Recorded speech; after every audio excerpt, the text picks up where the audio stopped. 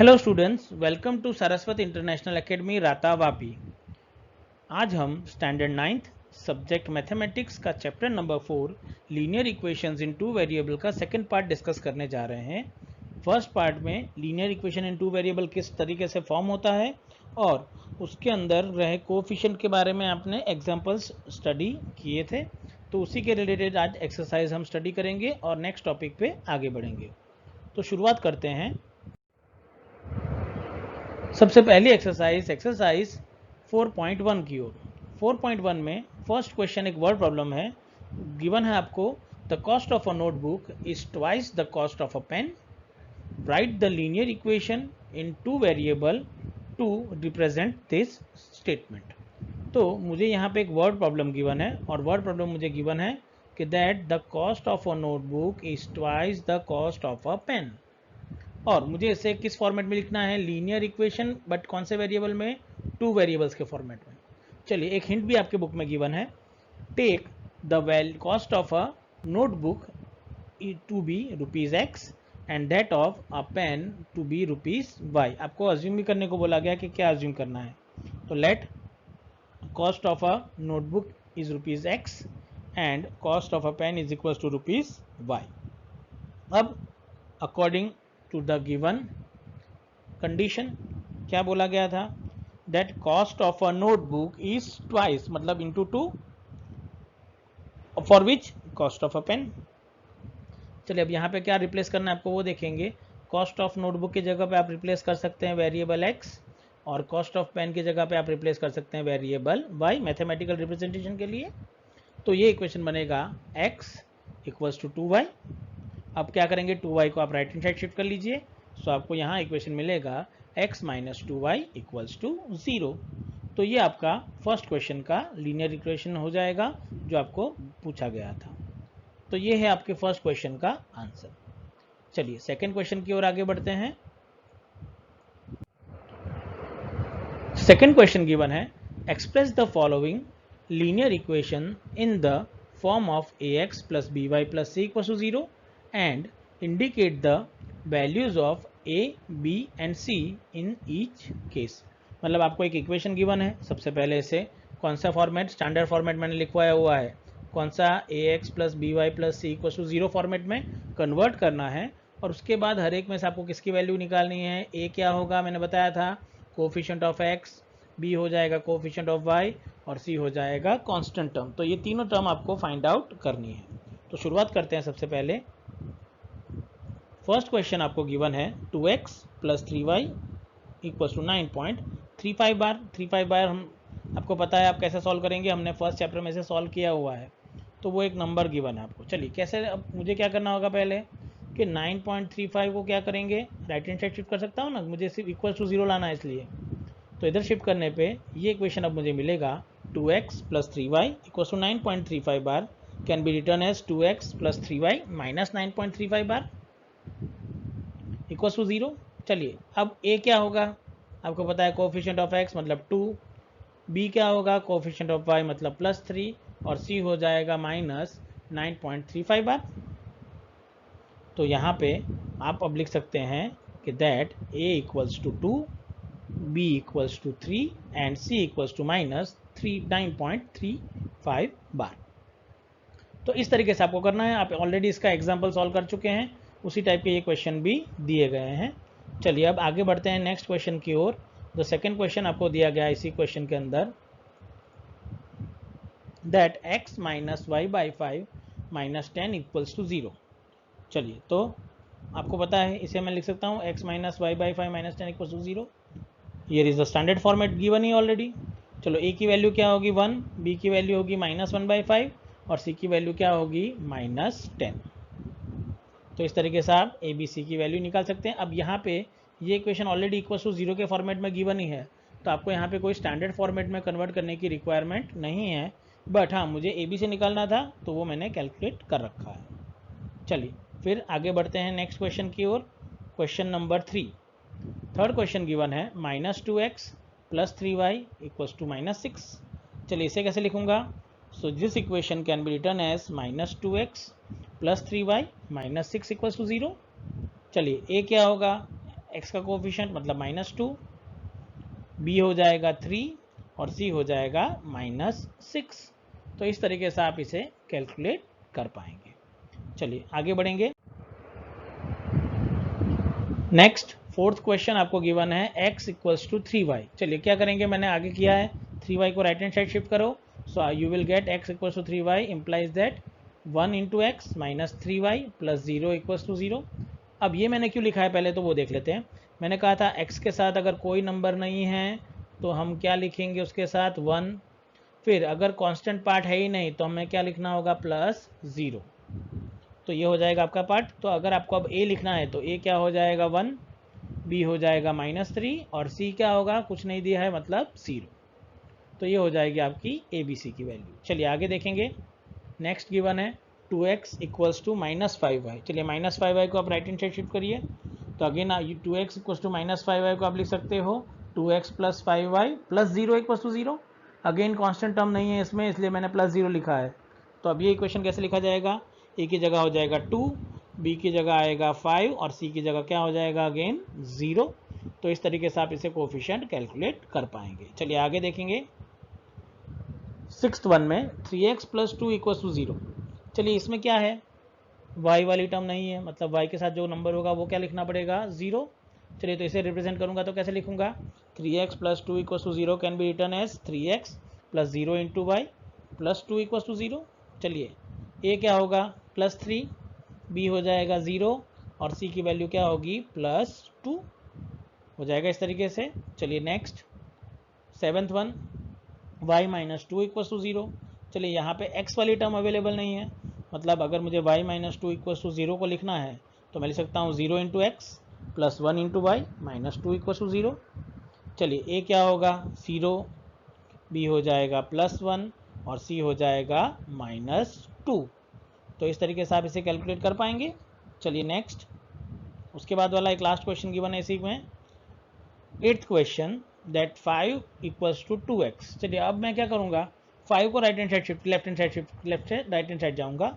सो मेरा इक्वेशन बन जाएगा 5 equals to 2x implies that 2x minus 0y minus 5 equals to 0। मैंने कहा था y वाली टर्म नहीं है तो हमें 0 लिखना पड़ेगा। चलिए a क्या होगा 2, b हो जाएगा 0 और c हो जाएगा -5। तो यहाँ पे ये जो दो केस थे वो कौन से केस थे आपके पास, देखो यहाँ पे 2x plus 3x plus 2 y minus 2 5 equals to 2x, linear equation in one variable but we can also represent it into 2 variable form. तो इस तरीके से मैंने इसका ABC का कैलकुलेशन कर दिया है। चलिए तो ये होती है आपकी फर्स्ट एक्सरसाइज के फर्स्ट 2 क्वेश्चन। फर्स्ट क्वेश्चन में आपने देखा कि एक वर्ड प्रॉब्लम को सॉल्व करना था। सेकेंड इक्वेशन में आपने एक इक्वेशन को स्टैंडर्ड फॉर्मेट में कन्वर्ट किया लीनियर इक्वेशन इन 2 वेरिएबल के, और उसके बाद उसके कोफिशिएंट्स ABC की वैल्यू कैलकुलेट की है। तो अब हम बढ़ेंगे आगे नेक्स्ट टॉपिक पे।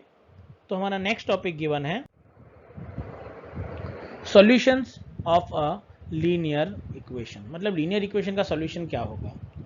Now you have seen that every linear equation in one variable has one solution or a unique solution। हमें पता है ये कि linear equation in one variable के कितने solution होते हैं, तो one variable has unique solution। तो ये तो मुझे पता है, but what about the linear equation in two variable। now what you can say about the solution of a linear equation in involving two variables। तो two variables के लिए हम क्या कह सकते हैं, तो उसके लिए देखो कि as there are two variables in the equations, a solution means a pair of values of one for x and one for y which satisfy the given equation। मतलब टू वेरिएबल का मतलब क्या है, टू वेरिएबल में because two variable होने की वजह से सॉल्यूशन का मीनिंग होगा कि वैल्यूज, पेयर ऑफ वैल्यूज, एक पेयर बनेगी, एक जिसमें एक होगा x और एक होगा y की वैल्यू, जो क्या करेगा सेटिस्फाई द इक्वेशन। चलो सेटिस्फाई द इक्वेशन का मतलब अगर मुझे x और y की कोई वैल्यू गिवन है उसे मैं लेफ्ट हैंड साइड में पुट करूंगा और equals to right hand side आएगा, that I can say the values will satisfy the equation. चलिए तो देखेंगे उसके लिए क्या होता है। तो let us consider one example, the equation is 2x plus 3y equals to 12। चलिए इसको समझते हैं। चलिए अब मैं क्या करता हूँ, इसमें Here x equals to 3 and y equals to 2 is the solution of the equation. अब मैंने ये कैसे कह दिया कि 3 और 2 इसका सोल्यूशन है? तो उसके लिए मैंने क्या कहा था कि मुझे लेफ्ट हैंड साइड में मतलब कि 2x प्लस 3y में x की जगह पे 3 रखना होगा और y की जगह पे मुझे रखना होगा 2. चलिए वैल्यू पुट करेंगे. सो because when you substitute x equals to 3 and y equals to 2 in the equation above, you will find that, चलिए क्या मिलेगा देखिए. सो मेरा इक्वेशन है 2x प्लस 3y. चलिए मैं लिखूंगा तो क्या लिखूंगा, 2 into 3 plus 3 into 2 which is 6 plus 6, तो वो क्या बन जाएगा 12. तो देखिए वो आपकी क्या बन गई, वो आपका हो गया राइट हैंड साइड हो गया. यहाँ पे भी आपको 12 आंसर मिला था और यहाँ पे भी आपको क्या गिवन आंसर 12. इट मीन्स इसने इक्वेशन को क्या कर दिया, सेटिस्फाई कर दिया. So this solution is written as an order pair 3/3, 2. चलिए सॉल्यूशन कैसे लिखना है वो भी ज़रूरी है. सॉल्यूशन आप हमेशा ऑर्डर पेयर मतलब ओपन ब्रैकेट्स के अंदर नंबर्स को लिखेंगे, जिसमें पहला नंबर रिप्रेजेंट करेगा एक्स पार्ट को, सेकेंड नंबर कॉमा करके जो आएगा वो रिप्रेजेंट करेगा वाई पार्ट को. मतलब कि first written the values of x and the second is value of y. तो आपको जब भी कोई आंसर लिखना है तो आप इसे किस फॉर्मेट में लिखेंगे, मैंने कहा पहले ब्रैकेट ओपन ब्रैकेट में पहले एक्स की वैल्यू कॉमा फिर आप किसकी वैल्यू लिखेंगे, वाई की वैल्यू. तो इस तरीके से आप इसे सॉल्व कर पाएंगे. सो आपको याद रखना होगा similarly 0,4 is also a solution for the equation above. तो 0,4 भी क्या होगा, इसका एक इक्वेशन होगा. तो आप इसे ट्राई करेंगे. आपको क्या करना है मैं बता देता हूँ. आप x की जगह पे पुट करिए 0, y की जगह पुट करिए 4, और इस इक्वेशन में जब आप इसे पुट करेंगे तो अगर आपको वैल्यू मिलती है 12, तो yes you can say it is also an order pair of equation. मैंने कहा था पहली वैल्यू आपके लिए बनेगी x, दूसरी वैल्यू आपके लिए बनेगी y. तो ये याद रखना होगा कि ऑर्डर पेयर आपको कैसे लिखनी है ब्रैकेट में, वो याद रहेगा तभी आप इसे कर पाएंगे. चलिए फिर देखेंगे आगे.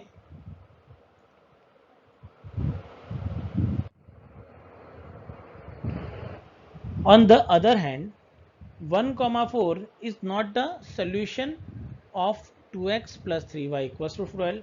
चलिए 1,4 इसका सोल्यूशन नहीं होगा. अब हर एक सोल्यूशन उसका नहीं बनता. ऐसा क्यों रीज़न हुआ, वैल्यू रखूंगा when we putting x equals to 1 and y is equals to 4, what you will get, it is equals to 14. कैसे हो गया 14 which is not 12. देखो x की जगह आपने रख दिया 1, तो 2 इंटू 1 आपका पूरा क्या हो जाएगा 2, और 3 इंटू 4 आपके पास क्या हो जाएगा 12, तो 12 प्लस 2 आपके पास कितना हो जाएगा 14 हो जाएगा आपके लिए. तो आपका राइट हैंड साइड नहीं आया इसमें 12. सो मतलब 1,4 इस इक्वेशन का सोल्यूशन नहीं होगा. और भी अगर आपको सोल्यूशन फाइंड करना है तो आप लिख सकते हैं. अगर आप यहाँ पे सिंपल कर सकते हैं कि आप x इक्वल्स टू 6 ले लें और y इज इक्वल्स टू आप 0 ले लें, तो भी ये इसका क्या बनेगा एक सोल्यूशन. आप ट्राई कर सकते हैं इसके लिए भी. तो आप देख सकते हैं कि इसका आंसर मुझे क्या मिल रहा है, एक से ज़्यादा आंसर मिले. पहला भी एक सोल्यूशन मिला, 0,4 भी एक सोल्यूशन मिला, और 6,0 जो अभी हमने देखा वो भी इसका क्या है एक सोल्यूशन. सो यहाँ पे बात ये आ जाती है कि that you have seen that at least 2 solutions for 2x plus 3y equals to 12, i.e. 3,2 and 0,4 जो हमने देखा था are there, मतलब minimum 2 solutions तो मिले. So a linear equation in 2 variable has infinitely many solutions. तो यहाँ पे ये वर्ड 1 मार्क क्वेश्चन या कहीं पे भी आएगा कि एक लीनियर इक्वेशन इन 2 वेरिएबल के इनफाइनाइटली मैनी सॉल्यूशंस होते हैं. कितने सॉल्यूशन होते हैं, इनफाइनाइटली मैनी, मतलब आप जितना सॉल्यूशन चाहो उतने फाइंड कर सकते हो. वो भी हम देखेंगे कि क्यों ऐसा हुआ. जो उसका नेक्स्ट टॉपिक आएगा उसमें हम बताऊंगा कि क्यों ये पॉसिबल हो पाया. चलिए देखो इसके लिए एग्जांपल देखते हैं कि किस तरीके से हम सॉल्यूशन फाइंड कर सकते हैं अगर मुझे बोला जाए तो उसके लिए भी एक मेथड है जो आपको याद रखनी होगी. चलिए देखिए आपको बोला गया है एग्जांपल नंबर 3 कि that find the 4 different solutions of the equation x plus 2y equals to 6. चलिए इस इक्वेशन में मुझे क्या करना होगा, x plus 2y is equals to 6. चलिए सोल्यूशन फाइंड कैसे करेंगे, ये तो हमने ट्राई लिया हुआ, तो ऐसे ट्राई करने में तो बहुत सारे हो सकते हैं कि नहीं भी आएंगे आंसर और आ भी जाएंगे। मेरे पास जो इक्वेशन है वो भी एक ही है कि बहुत सारे आंसर तो देगा नहीं वो। तो उसके लिए क्या करते हैं, देखिए एक मेथड आपको फॉलो करनी होगी। मेथड कुछ इस तरीके से होगी, आपको क्या करना है वो देख लो कि that for find the solution of a given equation, put the different values of x and solve, then you will find the different values of y. These ordered pairs x, y will be your solutions. मतलब यहाँ पे आपको क्या बोला गया है कि आप क्या करिए, x की वैल्यू डिफरेंट डिफरेंट पुट करिए, इसी तरीके से अगर आप y की डिफरेंट डिफरेंट वैल्यू पुट करेंगे तो भी चल सकता है। तो अगर आप x की डिफरेंट वैल्यू पुट करेंगे तो आपको y की डिफरेंट वैल्यू मिलेगी इस इक्वेशन में। सिमिलरली अगर y की डिफरेंट वैल्यू पुट करेंगे तो आपको किसकी वैल्यू मिलेगी, x की वैल्यू। बस आपको ध्यान में रखना है कि आपको ऑर्डर पेयर क्या बनाना होगा, x, y, वो आपका क्या बनेगा, सोल्यूशन। चलिए तो स्टार्ट करते हैं सबसे पहले एक सोल्यूशन के लिए कि लेट x इक्वल टू 0। चलिए इक्वेशन में रखेंगे तो क्या होगा, 0 + 2y equal to 6, so y is equal to 3 हो जाएगा। मतलब x की वैल्यू क्या मिल गई आपको, यहाँ पे देखिए x आपको मिल गया 0, y आपको मिल गया 3, so you can say 0, 3 is the solution of the equation. चलिए वैसे ही आप x की एक और वैल्यू ले सकते हैं, मैं ले लेता हूँ let x equal to 2, so 2 + 2y equal to 6, so 2y is equal to 4 हो जाएगा। सॉल्व करने पे y इक्वल टू क्या मिलेगा, 2। चलिए अगेन सोल्यूशन क्या मिलेगा, x equal to 2 and y equal to 2, so मेरा सोल्यूशन क्या होगा, 2, 2। चलिए अब नेगेटिव वैल्यू क्या भी देखते हैं। So let x equal to -2, so therefore -2 + 2y equal to 6, therefore 2y is equal to 8, so y is equal to 4।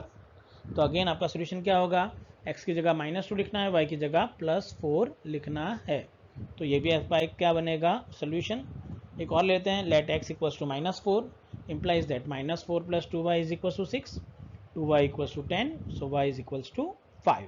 So again -4, 5 will become your solution. तो देखा आपने किस तरीके से आप x की डिफरेंट डिफरेंट वैल्यू लेते जाइए, आपको y की डिफरेंट डिफरेंट वैल्यू मिलेगी। सिमिलरली आप x की जगह y रखेंगे तो y की जगह आपको x की डिफरेंट डिफरेंट वैल्यू मिलेगी। पर आपको याद रखना है कि आपका ऑर्डर पेयर x, y के फॉर्मेट में ही होना चाहिए, अलग फॉर्मेट में होना चाहिए नहीं।